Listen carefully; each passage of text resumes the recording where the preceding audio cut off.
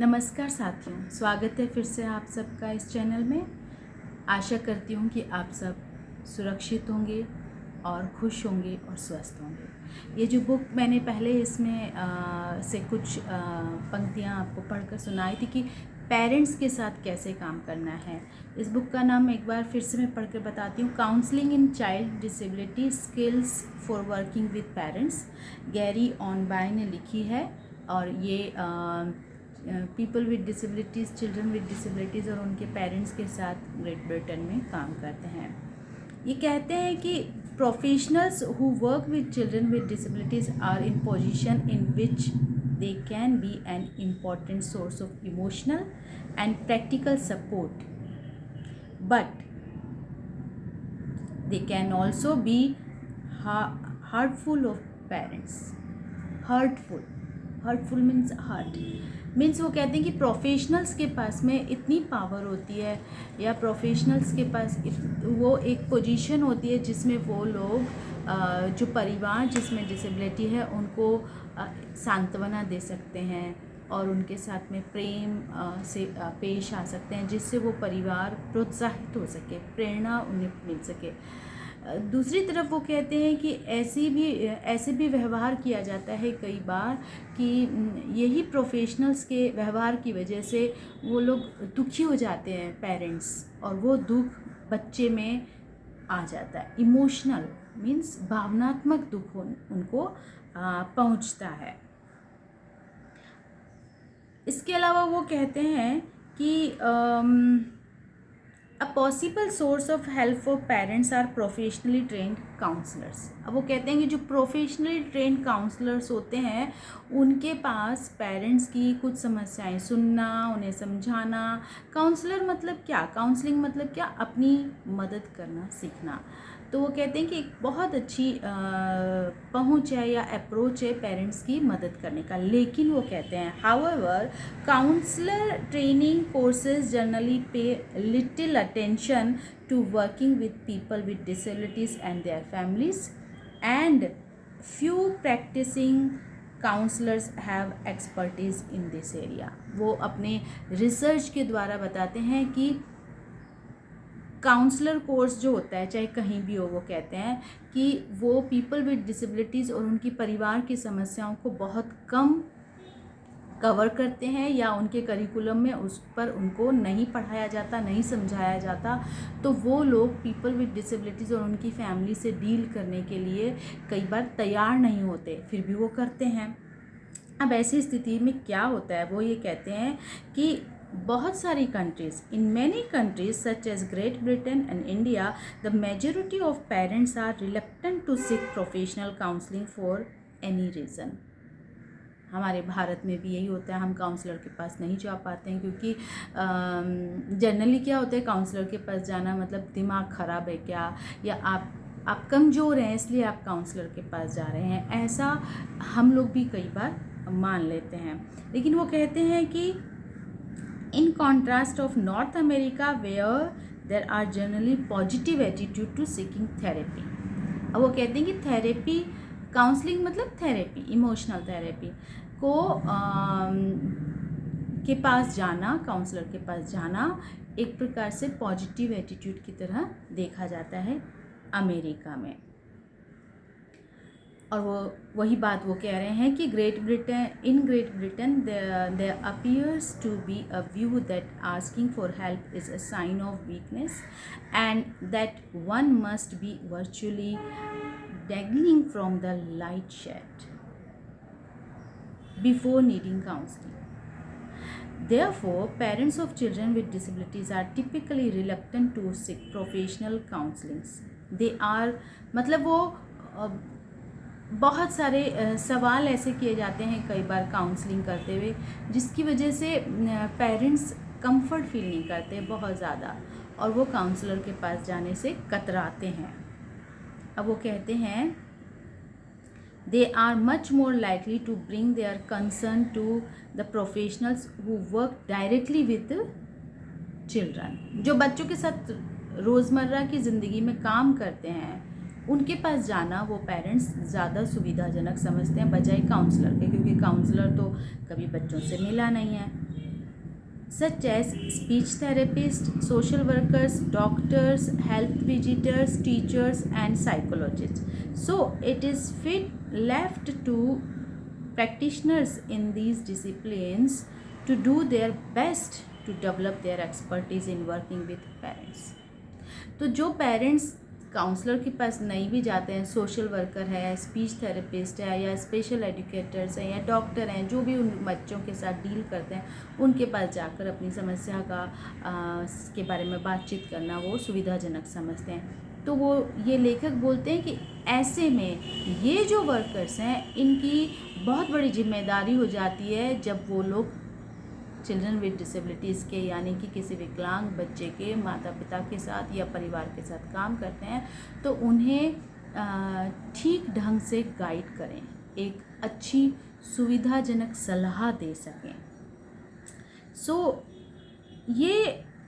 यहीं मैं इसे समाप्त करती हूँ।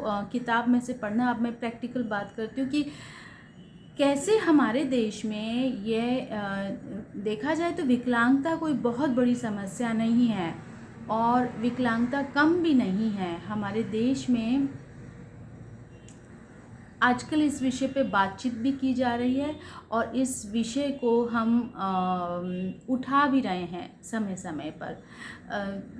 जो फैमिली मेम्बर्स हैं वो किस तरीके से आज भी स्ट्रगल कर रहे हैं। देखिए, सुविधाएं बढ़ी हैं, बहुत सारी सूचनाएं बढ़ गई है। सूचना का तो और ज्ञान का तो देखो एक प्रकार से सैलाब जैसा आ रहा है, लेकिन कितनी सूचनाएं हम सचमुच में रोज़मर्रा की ज़िंदगी में उतार पाते हैं, उसका जो इम्प्लीमेंट कर पाते हैं, ये बहुत फ़र्क पड़ता है। हर एक परिवार में जो डिसेबल बच्चा है उसकी अलग अलग समस्याएं हैं। तो अगर मान लो इस बच्चे की किसी समस्या का समाधान किसी अलग तरीके से हुआ, तो सेम का सेम दूसरे बच्चे पे हम बिल्कुल गारंटी के साथ नहीं कह सकते कि वैसी की वैसी समस्या का वैसा समाधान हो जाए, क्योंकि हर परिवार अलग है। अब हर परिवार के अलावा भारत जैसे बड़े देश में हर जगह की संस्कृति अलग है। हमारी संस्कृति जो है, यानी जो कल्चर है, वो इस पर बहुत ज़्यादा इम्पैक्ट डालती है। मैं एक छोटा सा उदाहरण बताकर अपनी बात समाप्त करूँगी आज की। वो ये कि कई बार मैं ट्रेन से यात्रा करती हूँ, जर्नी करती हूँ। तो एक बार जब मैं ट्रेन से यात्रा कर रही थी तो लखनऊ से एक लेडी बैठी थी जिसकी तकरीबन 5 साल की बच्ची थी, जो बोल नहीं पा रही थी और ठीक से उसके हैंड फंक्शनिंग नहीं काम कर रहे थे, लेकिन वो चल पाती थी, मोबाइल थी। तो मेरी नेक्स्ट सीट पर ही वो बैठे थे, दोनों माता पिता थे। और जब उसके पिता उठ के गए तो वो माँ थोड़ा सा बच्चे के ऊपर इरिटेट होने लगी पहले तो। फिर मैंने कुछ नहीं पूछा, मैं सिर्फ ऑब्ज़र्व करती रही। फाइनली उस बच्ची का बॉल नीचे गिरा और वो मेरे पैर के पास आया, तो मैंने उठा के एक स्माइल के साथ उस बच्ची को बॉल दिया। और जब उस बच्ची ने मेरी स्माइल देखी तो उसको बहुत खुशी हुई, उसने भी मुझे बहुत प्यारे से स्माइल दी। लेकिन थोड़ी देर में उसकी मम्मी ने उसका हाथ पकड़ के सीट पर बिठा लिया, क्योंकि उसको डर लगा कि कहीं कोई मेरे बच्चे को कुछ कह ना दे। तो मैंने बोला नहीं कोई बात नहीं, इट्स ओके। तो बोली अरे मैडम, आपने तो बोल दिया, लेकिन कई बार मेरे बच्चे को जहाँ भी हम जाते हैं वहाँ क्रिटिसिज्म ही मिलता है, तो हम इससे ज़्यादा लोगों के सामने जाने से रोक लेते हैं। मैंने कहा ऐसा नहीं है, कोई बात नहीं। और जब मैंने पूछा कि आप कहाँ रहते हैं, तो मुंबई के नाला सोपारा की जगह पर कहीं पे वो लोग रहते थे। और उसका जो हस्बैंड था वो फिल्म इंडस्ट्री में कोई छोटा मोटा काम करता था, किसी कोरियोग्राफर को असिस्ट करता था। मैंने बोला कि ये तो बहुत अच्छी बात है। फिर मैंने उनसे पूछा आपकी बच्ची स्कूल जाती है? बोले नहीं, हमारी बच्ची अभी तक स्कूल नहीं जा पाई है, क्योंकि जहाँ भी स्कूल में हम लेके गए वहाँ इसकी हैंड फंक्शनिंग की वजह से इसे वो नहीं एडमिशन नहीं दिया, और क्योंकि वो बोल नहीं पाती। तो मैंने कहा नहीं, ऐसे बच्चों के लिए स्पेशल स्कूल्स होते हैं, आप वहाँ पर लेकर जाओ, इनका असेसमेंट करवाओ। ऐसे काफ़ी चीज़ें मैंने उन्हें बताई और मैंने बताया कि हम इसी फील्ड में काम करते हैं।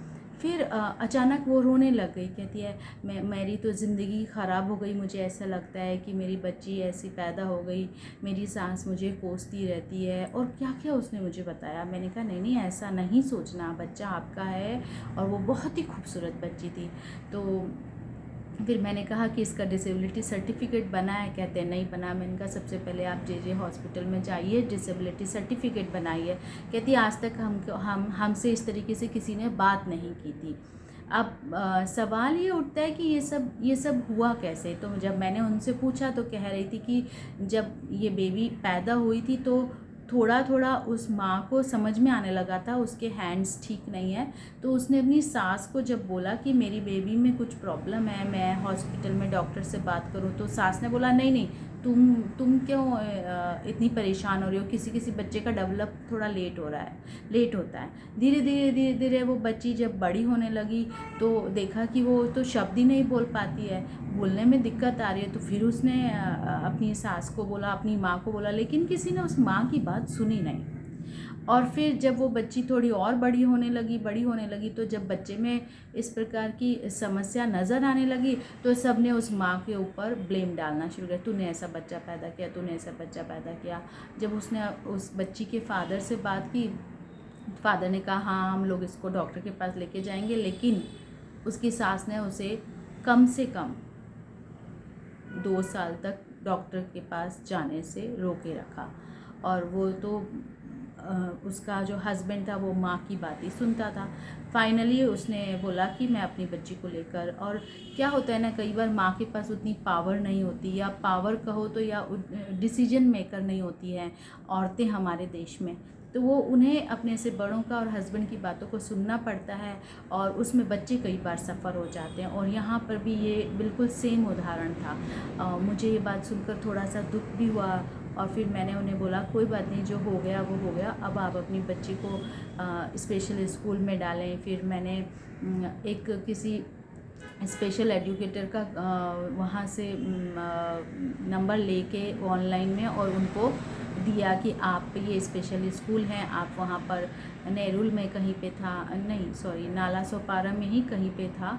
तो उन्होंने मुझे बोला कि मैं ट्राई करूँगी। मैंने बोला आप दूसरी जगहों पर भी ट्राई कर सकते हैं, आप बांद्रा भी आ सकते हैं एक बार असेसमेंट के लिए। तो उसकी थोड़ी सी हिम्मत बढ़ी। फिर उसने बोला कि मैं लखनऊ में भी ट्राई करूँगी जहाँ मेरे अपने मम्मी पापा रहते हैं, क्योंकि यहाँ अकेले ट्रैवलिंग करना भी उसके लिए बहुत बड़ी बात थी। वो बोली मैं अकेले अपने बच्ची को लेकर कैसे जाऊँगी, क्योंकि उसका जो हस्बैंड था वो फिल्म इंडस्ट्री में जब कोई जो भी काम करता था वो उसका वापस आने का कोई ठिकाना नहीं होता था, यानी टाइम नहीं होता था। तो इस चक्कर में वो बोली कि मेरे को अकेले अपनी बच्ची को लेकर सफ़र करना मुंबई में पॉसिबल नहीं है। तो मैंने कहा ये तो आपको सीखना पड़ेगा धीरे धीरे अपनी बच्ची के लिए। एनीवे उसने उस दिन उससे बात करके मुझे लगा कि समस्या सिर्फ इतनी सी नहीं है कि प्रोफेशनल्स क्या काम कर सकते हैं और क्या नहीं। प्रोफेशनल तक हमारे पेरेंट्स या हमारी फैमिली मेम्बर्स जिनके घर में ऐसे बच्चे हैं वो कैसे पहुँचे, ये एक बहुत बड़ा सवाल है। तो मैं सभी माता पिता से, पड़ोसियों से और जिनके भी आसपास ऐसे बच्चे दिखाई देते हैं उनसे मैं निवेदन करती हूँ कि प्लीज़ कृपया करके उन्हें क्रिटिसाइज़ ना करें, उन्हें किसी प्रकार का भेदभाव ना करें, बल्कि जितनी मदद आप कर सकते हैं, अगर आप मदद नहीं कर सकते हैं तो कम से कम आप उनको गाइड कर सकते हैं कि जिनके पास वो जाकर एक सही गाइडेंस प्राप्त कर सकते हैं। तो आप किसी की भी इस तरीके से मदद कर सकते हैं।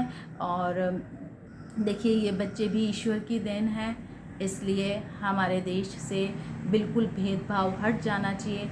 संविधान ने सबको बराबर जीने का हक दिया है और सबको इस देश का नागरिक होने का हक दिया है। हम और आप कौन होते हैं इस तरीके से डिस्क्रिमिनेशन करने वाले? ईश्वर भी है ऊपर, ये भी हमें नहीं भूलना चाहिए। तो मैं आप सबको धन्यवाद देती हूँ। कृपया करके इस तरीके के जितने भी मैसेजेस होते हैं उन्हें आप फैलाएं। तो धन्यवाद इस सब बातों को सुनने के लिए, और जितना हो सके इस वीडियो को आप शेयर करें। धन्यवाद, थैंक यू। खुश रहें, सेफ रहें।